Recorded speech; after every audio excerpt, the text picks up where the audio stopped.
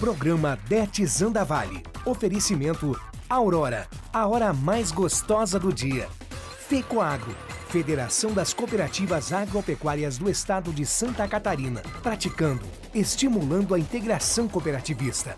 Olá, boa tarde. Estamos de volta com o programa Det Zandavalli. Hoje com muito prazer, um programa muito especial. Aproveitei uma pessoa de Deus, até porque tem Deus inclusive no nome, que esteve na região fazendo uma palestra e meus amigos aqui de Chapecó o trouxeram para mim. Estou com o Dom da Deus Grins, que é arcebispo de Porto Alegre, e aproveitei a passagem dele por Chapecó para que vocês também tenham o prazer de conhecer essa figura maravilhosa. Lindo fisicamente, com belos olhos azuis, uma paz que não poderia ser diferente. Boa tarde, Dom da Deus. Um prazer o senhor ter dado esse tempo para a gente, para estar aqui conversando um pouquinho com a gente.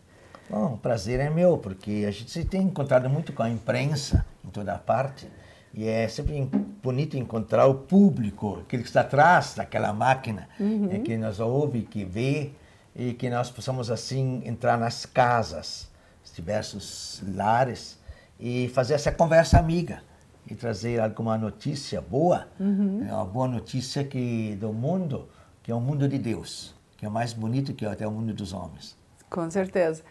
Para que as pessoas conheçam um pouquinho o senhor e eu também, a gente saiba um pouquinho mais, o senhor estava me falando que o senhor tem uma fundação, que é mantida pela Diocese de Porto Alegre, Pão dos Pobres. Pão dos Pobres. Eu moro, aliás, na paróquia Pão dos Pobres.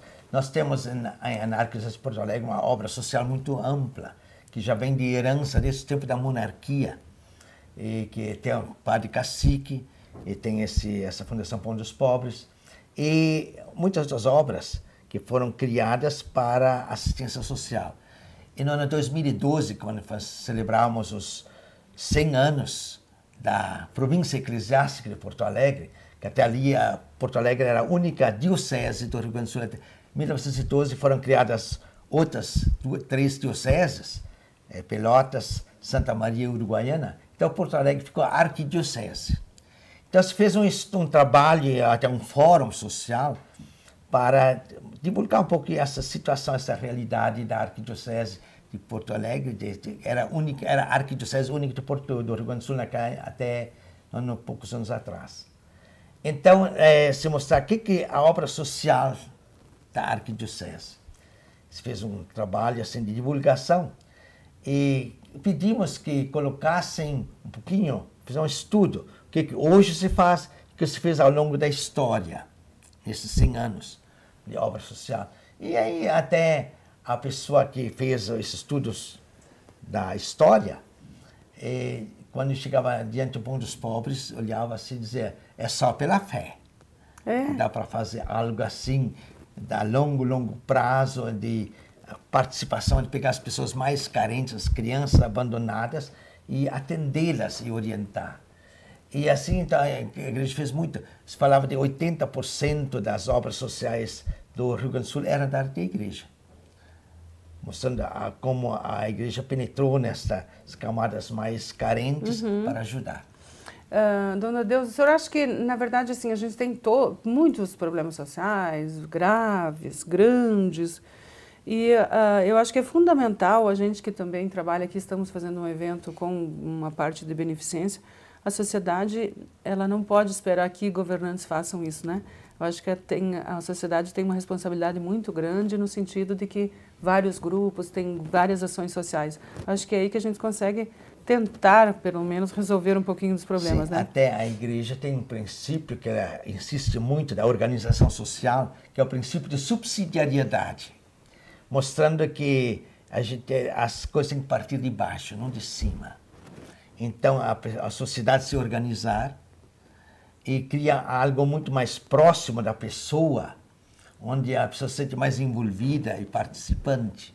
Então, a igreja e os clubes e entidades sociais que são muito ligados e vêm a partir do próprio povo, que participa e oferece a sua contribuição para que haja mais justiça. E como se dizia nos Atos dos Apóstolos, os cristãos primitivos, entre eles não havia necessitados.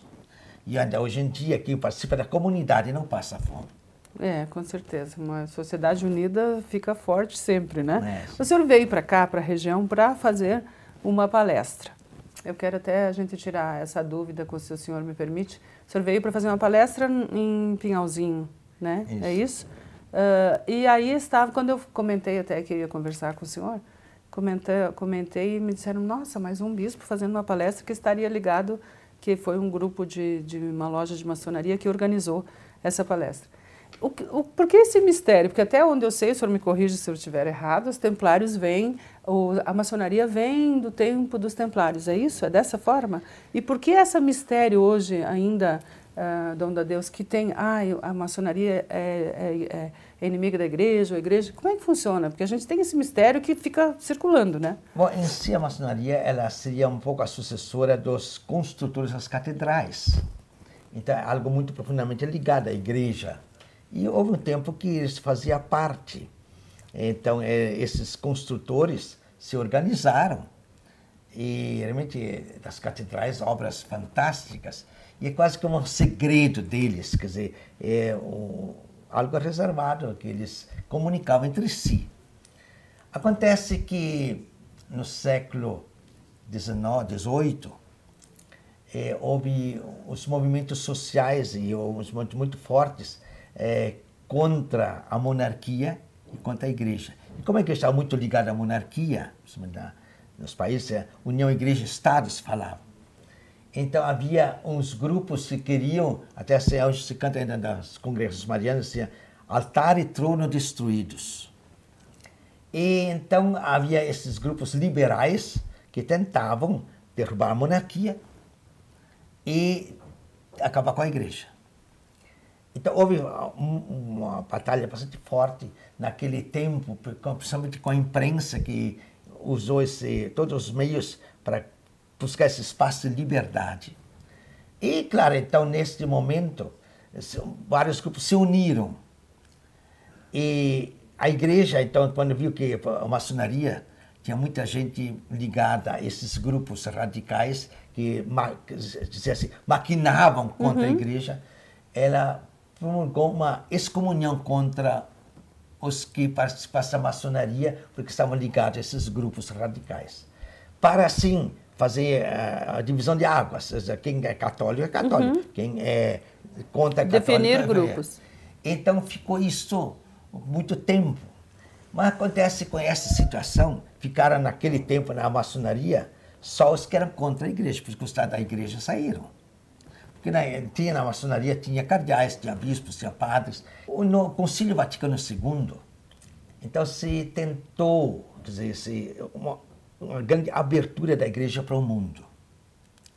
Até tem um documento, A Igreja no Mundo Contemporâneo, Gaudium et Spes.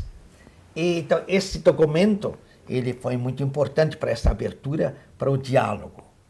E o Papa Paulo VI, que entre a primeira e a segunda sessão morreu o Papa, João 23, se convocou o concílio. E o Papa Paulo VI, então, foi eleito Papa. E a primeira coisa, ele foi depois reconvocar o concílio, continuar o concílio. Mas aí ele escreveu uma encíclica entre a primeira e a segunda sessão, deu o título Ecclesiam Suam, sobre a igreja. Mas, de fato, o tema é sobre o diálogo. Que é, então, o que vem vindo e acontece até hoje. O que faz o diálogo? Então, o Papa colocou quais são as características de um bom diálogo. Porque muitas vezes dizia assim, a pessoa não dialoga porque tem os princípios dele, não abre mão, então não dá para dialogar. Isso não é diálogo. O que é um diálogo? A primeira condição é respeitar a opinião do outro. E o outro é respeitar a nossa. Então, no momento que nós temos e isso é condição fundamental numa sociedade pluralista, onde tem muitas entidades diferentes, então de respeitar cada uma na sua identidade. Então, se eu quero fazer um diálogo, por exemplo, com os luteranos, eu sei que eles amam a igreja deles, e isso eu respeito, eles amam a igreja deles, e não vou atacar a igreja deles. Como eu espero que eles também respeitem a minha, e que eu amo a minha igreja como eles amam a deles. Então, isso, quem não tem uma identidade própria, não tem como dialogar, não tem nada para contribuir. Não tem como dialogar. Então, no momento que a gente respeita as duas entidades, então a gente vê o que nós temos em comum.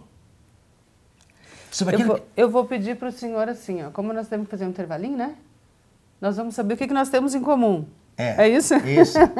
As pessoas ou essas instituições, é isso que o senhor quer dizer? Então vamos fazer o seguinte, tá bom demais o papo, né? Vamos fazer o seguinte, nós vamos para o intervalinho porque eu tenho mais coisas para conversar com ele. Obviamente, eu vou aproveitar aqui mais o dom da Deus. Não sai daí, um minutinho só, a gente volta já.